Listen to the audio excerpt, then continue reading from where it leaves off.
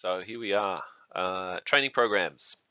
If you want to follow along in your book, it starts at page 325. It's chapter 14. So we've jumped around a little bit, but this is basically what we've been building up to. So this is like the reason why we've done our activity analysis.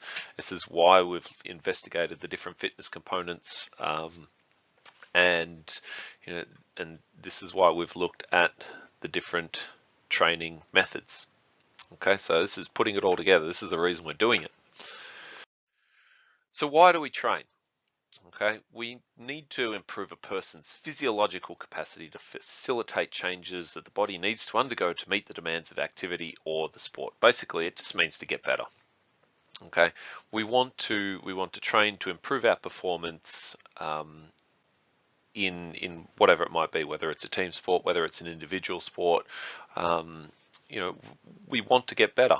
Okay, but in order to get better, we need our bodies to adapt to those changes. So they need to undergo those physiological changes, which we've looked at in the last lessons, things like hypertrophy of the heart and those anaerobic changes as well.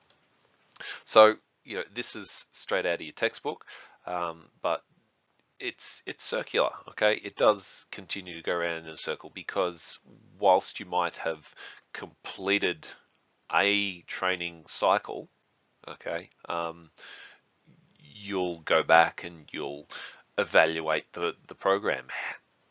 Did it work? What didn't work? So then you go back into the planning phase. You need to perform another activity analysis. You need to determine whether your fitness components are, up to scratch. Which are there ones that need to be worked on further? Are there ones that need to be maintained? Then you look at your training methods, and you look at the components of the training program, and then you monitor it, and then you evaluate, and it just keeps going around and around in a circle. It's never actually finished. So you guys haven't needed to know this stuff this year, because it's been taken out of the study design, but you needed to do the pre-training screening, so the physical activity readiness questionnaire. So I'm not going to spend much time on this at all, because you don't need to know it. It won't be examined. So skipping over that, how do we implement it? Well, we need to look at the training methods. What's going to bring about those improvements that we found, needed the fitness components that needed work? Okay, as a triathlete, you probably look at things like continuous or medium to long interval training and that sort of stuff. You're not going to be doing that anaerobic kind of training quite as much. Okay, so it needs to also follow those the training principles, things like specificity. So it needs to meet the specifics of the sport and the person. Okay, so if we look at a couple of examples that we have there, a mid-court player in netball requires high levels of aerobic power and anaerobic capacity. So they're going to look at fartlek and short interval training, okay, because short interval training will work that anaerobic side. So will fartlek. It will build some of that anaerobic capacity as well, because you're working at those higher intensities for shorter periods, or you might be decreasing the rest periods, or whatever it might be. And a volleyball player is another example. It's going to benefit from explosive power in the upper legs. So yes, you'll be using things like plyometrics, looking at improving power. You might also look at things like resistance training, with a focus on building muscular power with those explosive efforts. Straight into it. I want you to pause the video. I want you to complete questions 1 to 3 on page 328, and I will put that up in Teams for you to do. So I will come back to those answers later on, but not going to do it right now. So let's start looking at the components of the training session. So there's 3 basic parts to it. You've got your warm-up, you've got your conditioning phase, which is where you do your actual, training, the building of muscle, or those physiological changes that we're looking for. So that's where you actually do the training. Then you've got your cool down.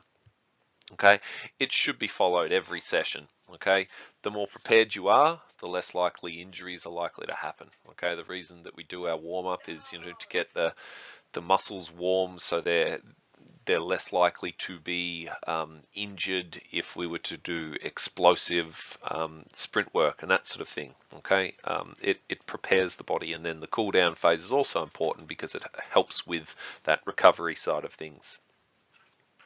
So we'll look at each of those in a bit more detail. Basically, the warm up, it gets you ready mentally, physically. Okay, it increases your arousal. So not that kind of arousal, but we will look at the psychological side of things. It gets you in that right sort of mindset. Okay, we will, you know, look at it in a little bit more detail in chapter 16. But if we were to draw a really bad graph like I've always done, okay, you have this theory called the inverted U. Okay, and this is your arousal, and then this, for memory, I think is time. I can't remember. I'm going to pause it, and I'm going to have a look and get back to you because this is ahead of what we actually need to do. Okay, so it turns out that I was actually wrong. This is not arousal. Just ignore me. I don't know what I'm talking about. It's been a while since I've talked about this stuff. So we've got our arousal level here, and we've got our performance level here. Okay, so you can see the inverted U. And ideally, we want to be somewhere within this sort of area here. Okay, this is what's called the optimum level of arousal. Too high, too low, you know, then your performance is obviously affected. So it helps us with that mental readiness. Okay, but physically it also helps us by increasing the muscle temperature, the core body temperature, the respiratory rate. It decreases the thickness of the joint fluid, so viscosity. It increases the elasticity, so that's what we were talking about before when it came to, you know, explosive sprints and that sort of thing. So the muscles are ready to handle that, and then it increases the heart rate and blood flow to the working muscles. So it's essentially getting the body ready to do stuff. I forgot where I was going to go with that, but yeah, that's basically what the warm-up is. Okay, so there's a couple of different stages to the warm-up. Okay, so they should be, it should be followed. It needs to be followed, and it should be a gradual increase. So stepping it up. By the time you get to the end of the warm-up, you should be suitably ready to go into the conditioning phase of the training session. So you'll start with, you know, 5 to 10 minutes of slow, low intensity. You know, it might be a jog, or it might be just a walk, a fast walk. It's something that's, it's going to be relatively easy just to get the body, the blood starting to move around. And then you're going to, in stage 2, do those more specific sport-based movements. So you might see, you know, in football, you might, example of warm-up, just jog a couple of laps, something like that. Then there might be some ball skills, there might be handballs, there might be kicking at goals, that sort of stuff. You might find that they'll do some stretches. Okay, so what it should do is essentially replicate those skills that you're going to be using within the game. Okay, you should also be including flexibility at this stage, so dynamic stretching.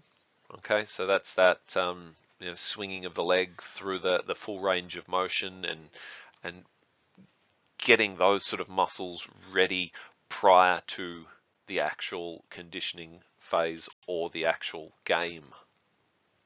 Okay, so you can see the AFL example here.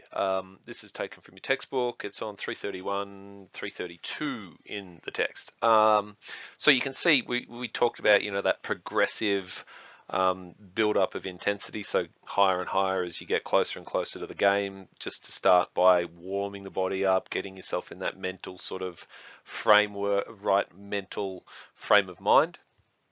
So the warm-up starts at 1:30, continues for 5 minutes, and it's only just that gentle kind of stuff. Then as it progresses, you can see that it gets more and more intense. There's more and more sort of body contact. There's more and more skills that relate to the game. You can see shots on goals. You can see more body on body contact and all that sort of stuff. What I have in the corner down the bottom is an example of Hawthorn Footy Club. Sorry to all those people that don't actually like Hawthorn, but here you go.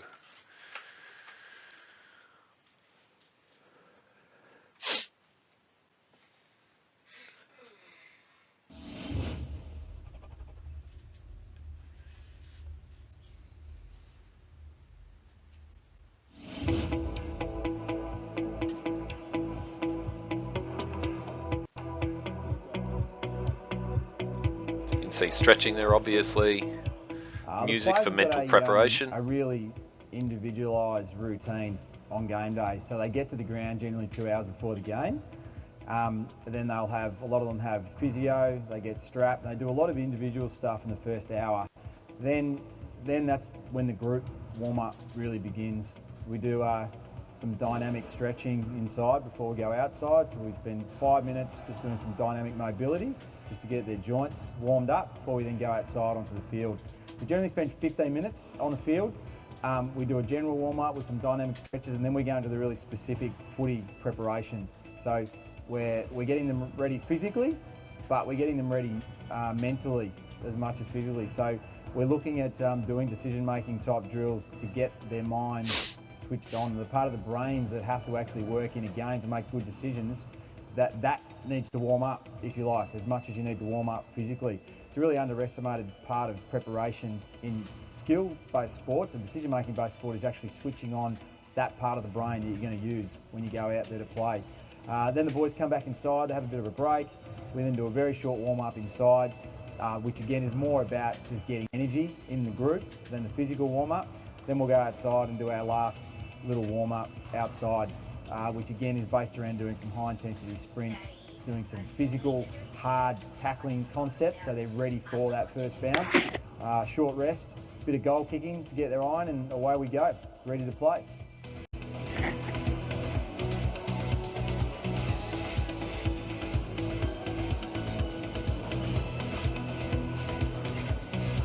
So you can see a lot of that dynamic stretching, taking it through the full range of motion.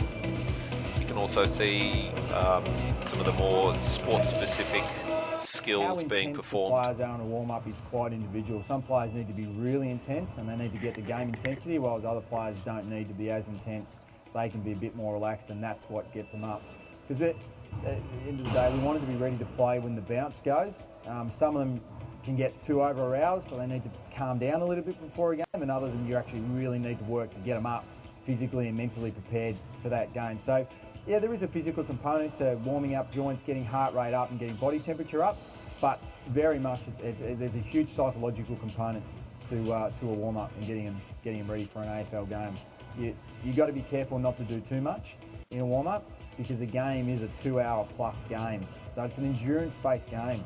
So you need to be careful not to do too much and get too cute in the warm-up, so that they fatigue late in games.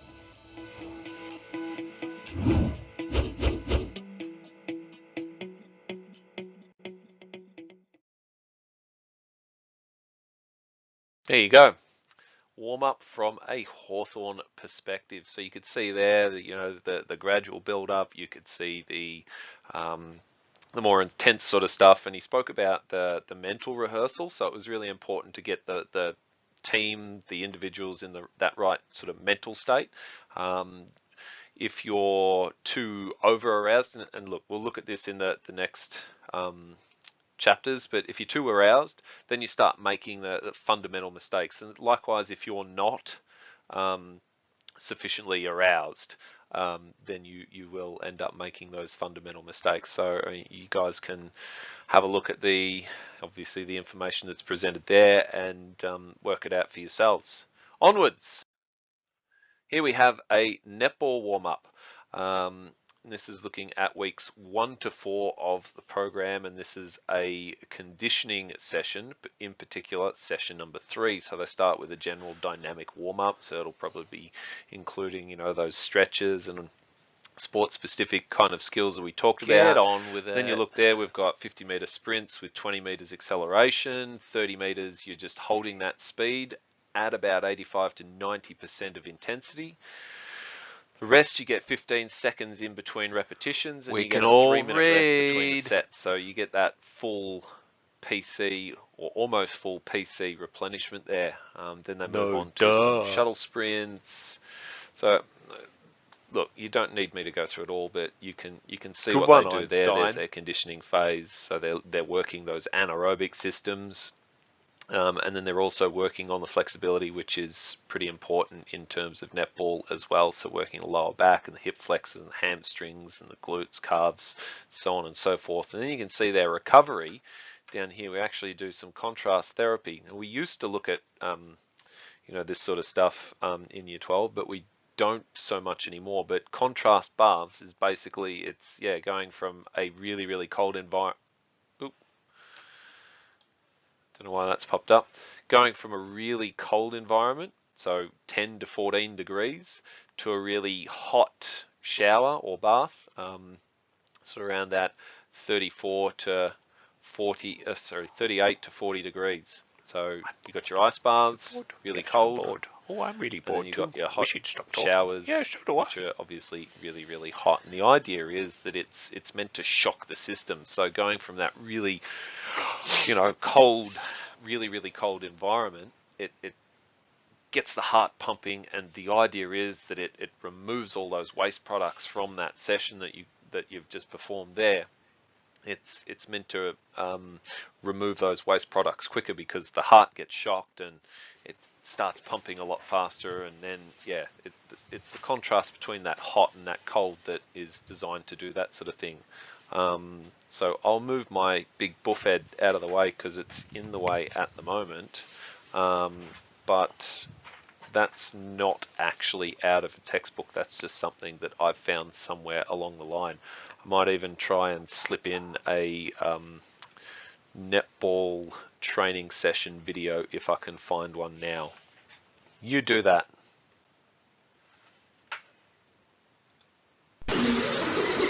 Look at that, he found one.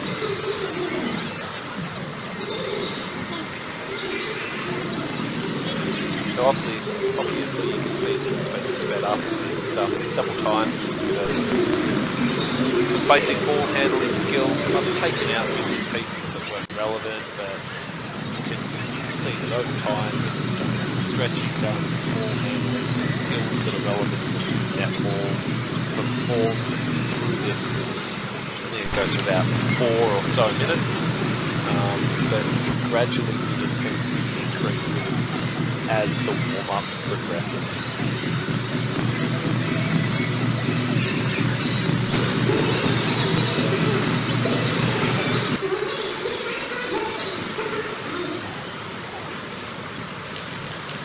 You'll see different training methods, that apply metrics with leaping, bounding, and that sort of stuff as well.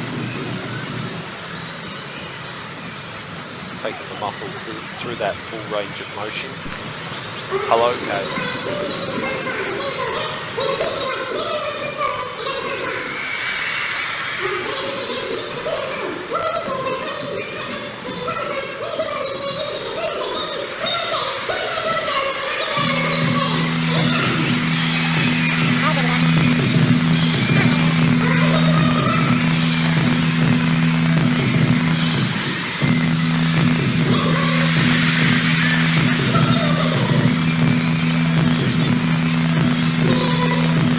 Dynamic stretching.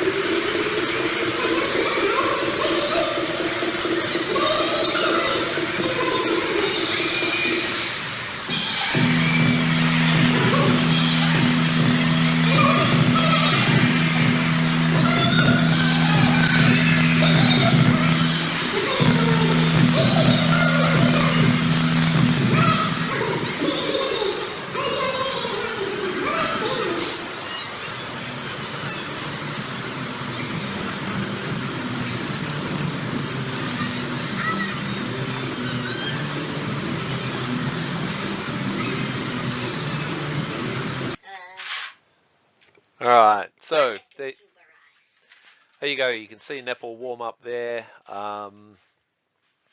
Again, that's just the warm up. That's not anything to do with like the actual conditioning phase of a training session. So we'll look at one of those a little bit later on.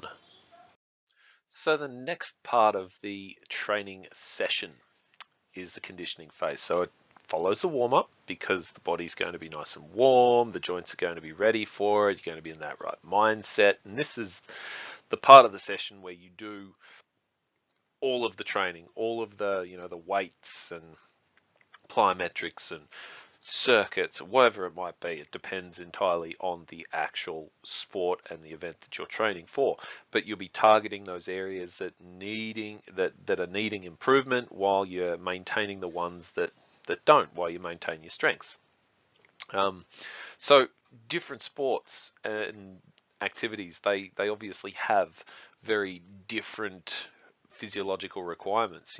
Looking at, for example, netball compared to badminton, okay, or even I don't know, let's say cricket. They're even further apart. They're going to have very, very different physiological requirements. Netball is going to be performed, depending on which side of the, are you batting, are you fielding?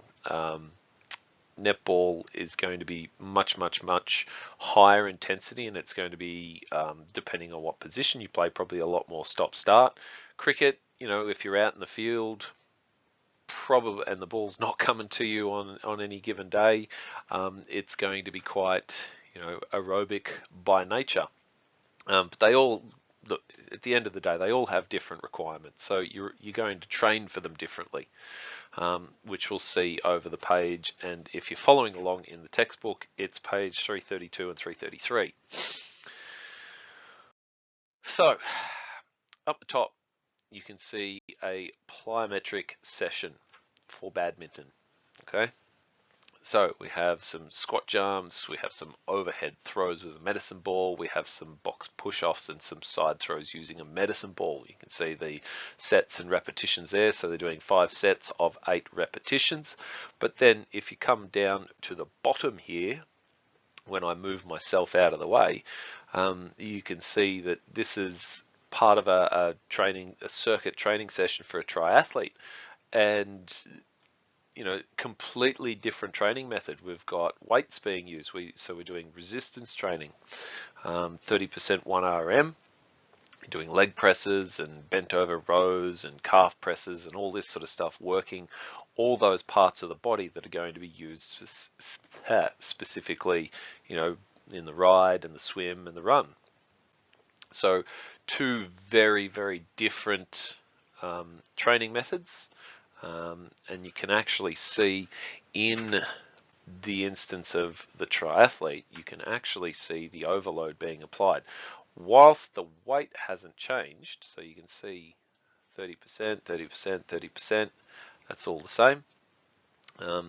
If you come down to here and what they're doing, complete each exercise for 4 minutes, 1 to 2 minutes rest, 7 minutes non-stop, 2 minutes rest, 10 minutes, 2 minutes rest, and then I can't see that one because my head's in the way. Let me move it. Complete 2 to 3 exercises back to back for 10 minutes each. Okay, so this is different. This is saying complete each exercise. So it's wanting you to go through all of those. This is saying complete 2 to 3 exercises back to back for 10 minutes each. All right, and then you get 3 to 4 minutes of rest, and then you're going to repeat the next 2 to 3 exercises. So you can see that overload is occurring there. So basically what's happening is, the body's working, adapting, working again because we're overloading, adapting, and then working again. So that is how you should be applying when you have to talk about it in the SAC. You should be applying overload.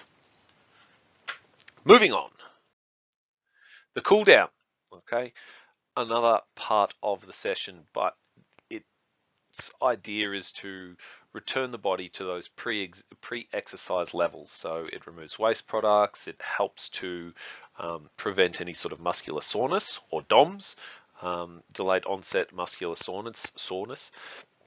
And that usually happens within sort of 24 to 48 hours. You may not feel it straight away, but let's say you haven't been running for quite some time, or that's not why. Like I was going to say, I started running again this year, and I haven't been doing quite as much as what I'd like to, but I haven't felt the same soreness as I have done in the past. But if I was to, play cricket, for example, and it doesn't have to be a full-on match, just rolling my arm over in the gym, playing with with whoever wants to play at lunch, sort of thing. If I'm really giving it a red hot go, and it's been years since I've done it, but I will feel that the next day or two afterwards. I'll be feeling really, really sore in the shoulders, and you definitely do know it. So it prevents that muscular soreness from occurring. Well, it doesn't prevent it, but it helps reduce the effects of it. So usually the best form of cool down is the same sort of movements, but just doing them at a lower intensity. So for let's say if you're a runner, you might continue to run around the track or whatever it might be, just at a much lower intensity, 40 to 50% of your maximum heart rate, for example. Stretching, that's a vital part. Okay, the cool down, it should include some form. Okay, the body's going to benefit while it's still warm. It's a good form of flexibility training, but it'll also help reducing the effects of DOMS. It will also help with any sort of stiffness. You can use things like foam rollers. They're really good for massage. They help increase blood flow. They're a good. They increase the effectiveness of the stretch that you'll be feeling, and it also helps with oxygenation within the muscles, so it increases oxygen flow to the muscles. So now we're going to look at a training session example. Now this is actually out of the textbook. Now I'm going to find it in the textbook. If you go to page 331, I want you to complete the investigation. Okay, you don't need to submit it. Just have a bit of a think about it. Watch the video of the two of these guys, and then it wants you to evaluate and critique the effectiveness of the different activities in the training session. So yeah, let's have a look at this video.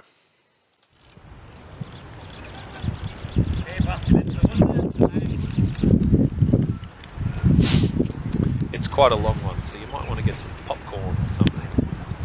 It goes for about 9 minutes or so.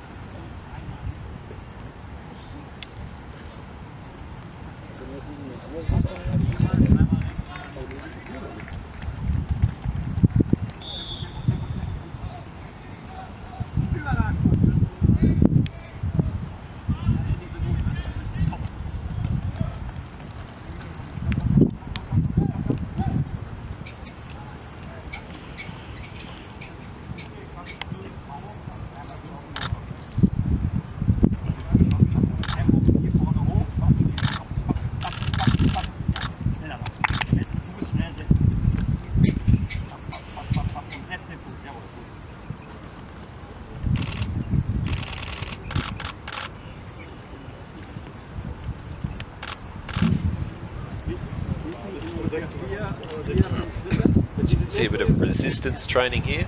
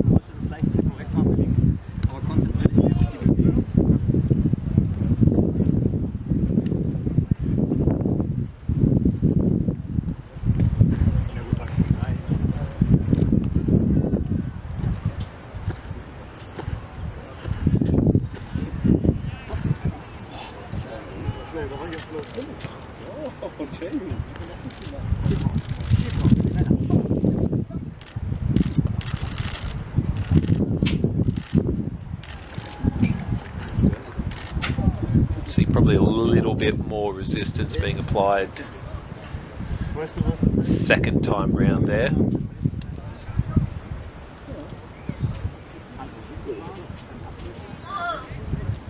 Would hazard a guess building on the muscular strength side of things.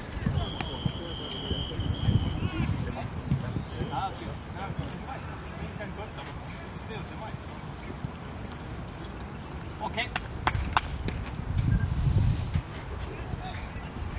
Abdruck, sehr gut. Besser. Verletzte Seite.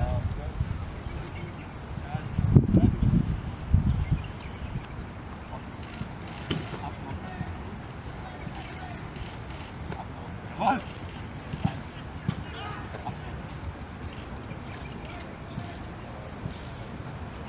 Außer.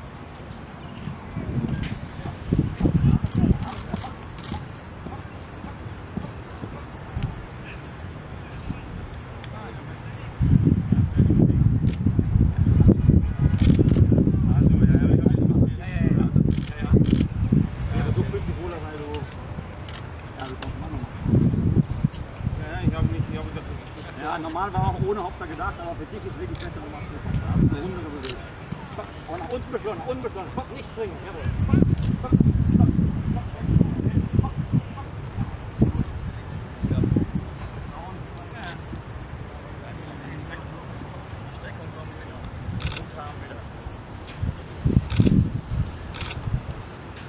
Letzte zweimal.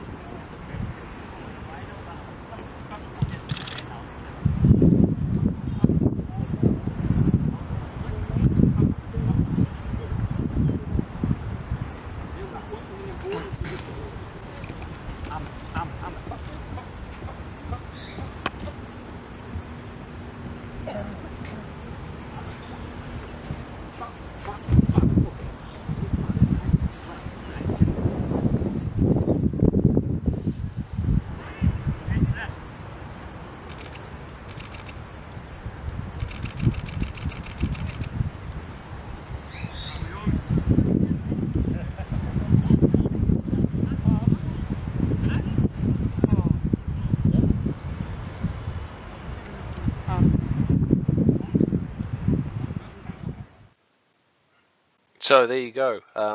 Yeah, like I said, it was quite a long video, but have a bit of a think about the effectiveness of the different activities in that training in that training session for both of those people.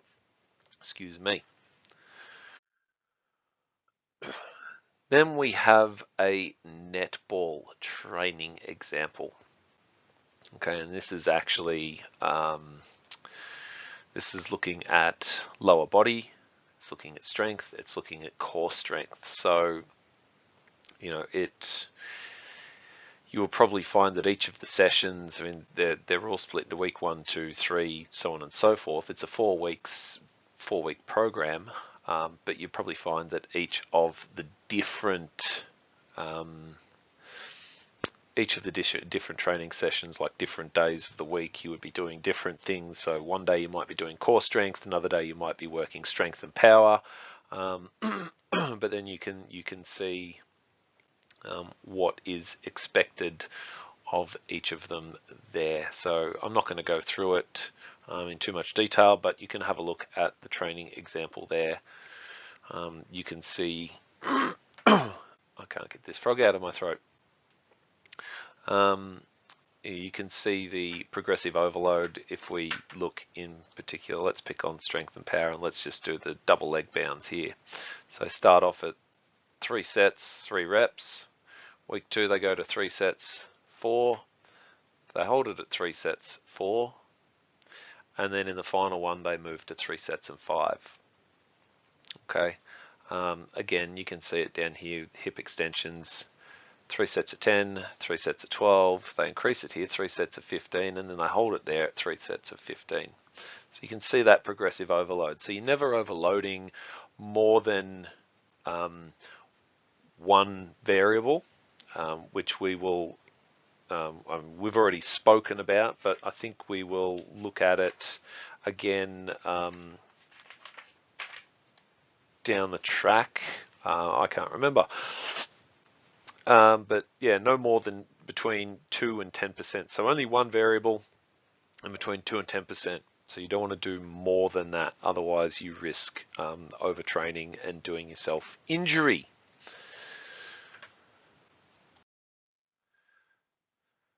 Page 335, I want you to complete questions 1 to 7. I've overshot it. I will put those up on Teams. Question 1 to 7. Okay, so an important part about any training program is periodization. So basically, what it involves is, and I know we've spoken about this in the past, but I like to think of it like a kind of a mountain. Okay, I'm going to draw my mountain over my picture, and I'm going to get to it. I'll get rid of it later. All right, so here's our mountain. Anyway, not a very good mountain, but the way I see it is, when you're training, what you want to do is you want to be getting to your peak sort of fitness, right, just prior to the event. So if the event is here, all right, that's the event there. You want to be getting to the peak just before the event. All right, you don't want to be peaking after it, because obviously you're not going to be at your peak, and you don't want to peak too soon because you won't be 100% ready for it. So that's sort of the way I like to look at it. All right, and what it involves is breaking down your training into chunks. Okay, so you might have, like we have here, you might have your training. This is where you spend most of your time. So for the most part, you'll be training, up until, let's say, mid-December. You start in January, train to mid-December. So it's almost 12 months. Let's say it's like 11 months and, 2 weeks of training. Okay, building up for that tiny little contest. Okay, so what happens is you've got you break it down into different phases. Okay, so you'll have your micro phase or your micro cycle. which is usually, like we've spoken about in the past, 7 to maybe 10 days. Okay, so you've got your microcycle, which is made up of 7 to 10 days. Then you've got your mesocycle, which is, usually 3 to 4 of the microcycles. They might be over a period of 3 to 4 weeks. And then your macrocycle accounts for, let's say, 12 weeks. Right? So that's one phase of the training program. You've also got your transition phase and your competitive phase. So the competitive phase is when you want to be at your peak, okay? Just prior to, because obviously you've got your contest here, so you want to be peaking just before. You've got this whole period of time here where you're building, the physiological parts of the body. You're working on your fitness components, you're working on aerobic capacity, or whatever you've identified in your activity analysis and through the fitness testing and that sort of thing. So you're spending that period of time building all those physiological aspects of your sport up in preparation for the competition. Once the competition's finished, you fall into this transition phase here, whereby you still want to be maintaining your aerobic levels. You want to have that good base to build on. You don't want to lose it by not doing anything, because like we've discussed in the past, that any sort of training gains, they are lost much quicker than what they are actually gained. So that is periodization. So then we have a macrocycle here, and it shows the intensity and the volume. So you can see that in the competition phase, you're wanting to build the intensity, build the skills up prior to that competition, but you're also wanting to decrease the volume. So whilst you might be training harder in terms of intensity, the amount and the volume of training is actually decreasing, because otherwise you will find yourself overuse injuries and that sort of thing. However, in the pre-season, the skills, the intensity, they're not there, but the number of training sessions are, because you're trying to build up that base prior to the competitions. So one other thing that I forgot to mention, this is why it's it's not an easy thing to develop a training program, because if we're talking in terms of like football, you've got 20, 30, 40 different people that you've got to try and accommodate in the training program. Everyone's going to be at different levels. They're going to be requiring different things in terms of fitness components and that sort of stuff, which is why, if you think back to that Hawthorne video that we watched at the start, and that was only talking about warm-ups, but they have a very individualized approach to the warm-ups. So whilst some people might need more higher intensity stuff, you've got other people that actually need to be brought down lower, like he said. So it's the same with your training as well. You'll have those people that have that really good solid aerobic base, but then there might be others that don't have that the same level of aerobic capacity, and they need to work on that.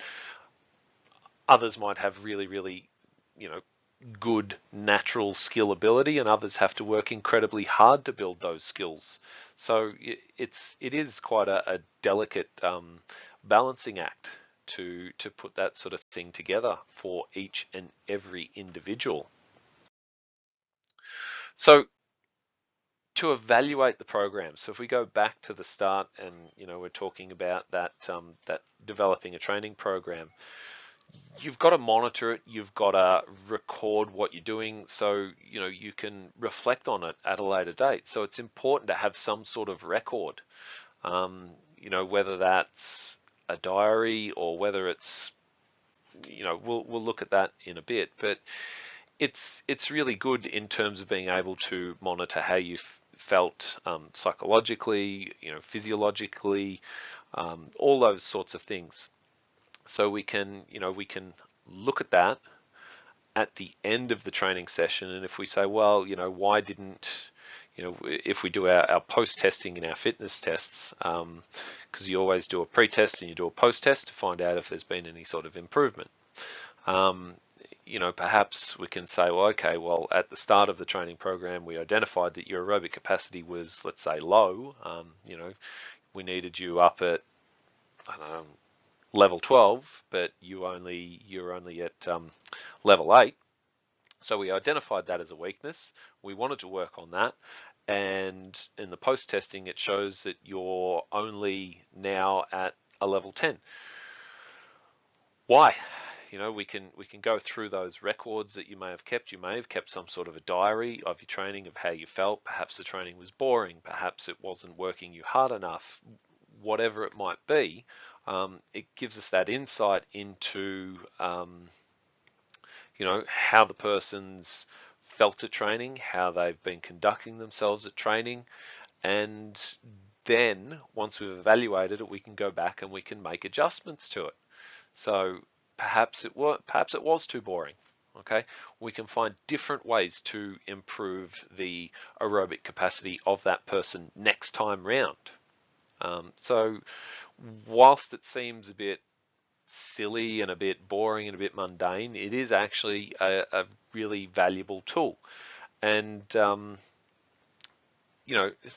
things like technology, they make that a lot easier nowadays. So here is an example. This is just one that I don't know where I've stolen it from, but mobile apps, they provide really good ways of recording workouts and being able to analyze it as well. So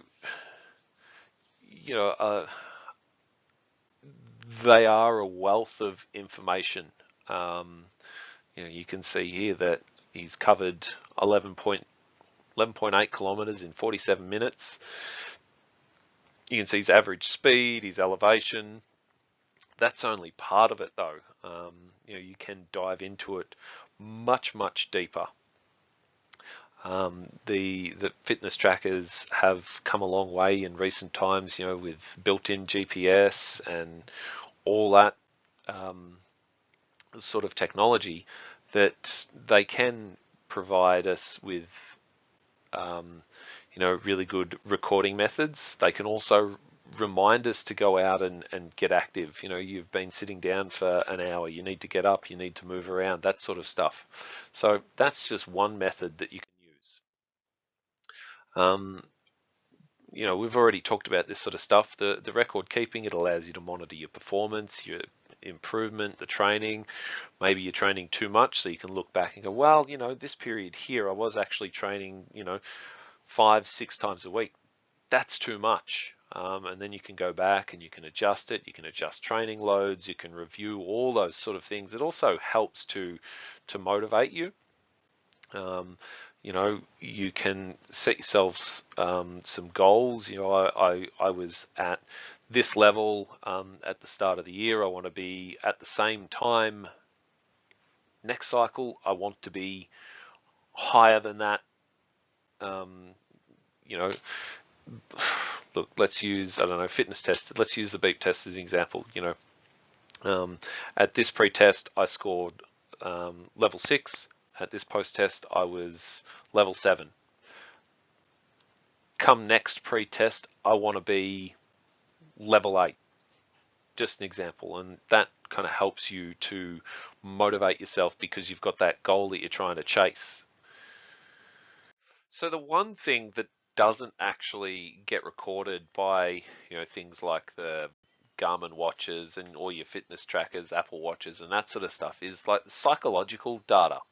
By recording those sort of things in journals and diaries and that sort of stuff, you can also get start to form a picture on how people were feeling before, during, after exercise, and you can also comment on other things like access to maybe facilities or equipment and transport and any sort of support that you might have received from people as well.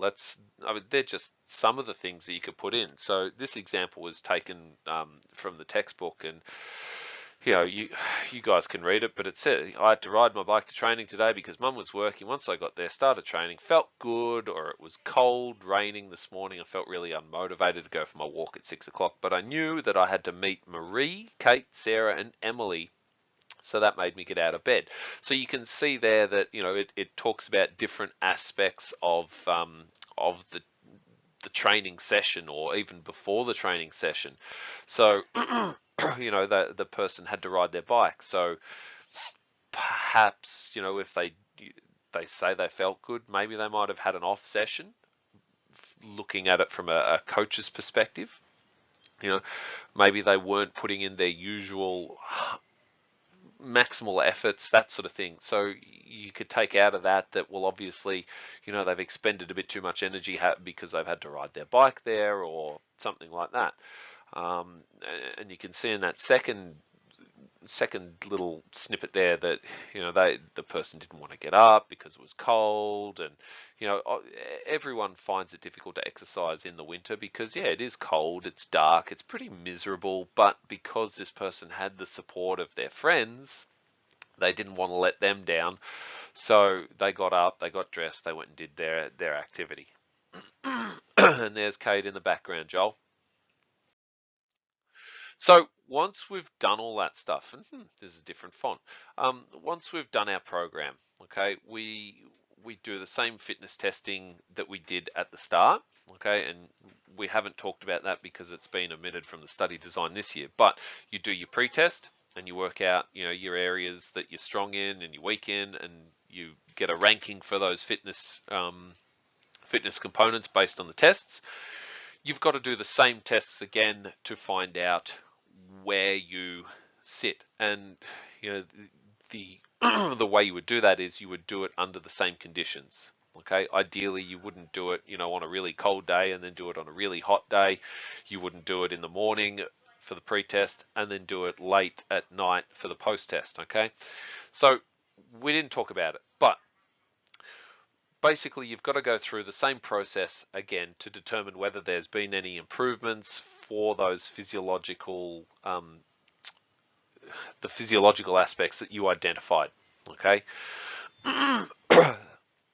So once you've done that post-testing, then you can go back and you can look at the big picture and say, well, yeah, okay, how effective was the training program that I've done? Okay, does it need to be modified? Does it need to be kept the same? What changes should be made? Okay, and that goes back to that diagram that was found on, I think, the first page of chapter 14. Oh, let me have a look. Yeah, it was page 326. So you go in, you evaluate, and then you basically start planning all over again. Okay, chapter review questions on page 341 is what I want you to do. And I'll create an assignment for you guys in Teams to submit them to. Thank you all.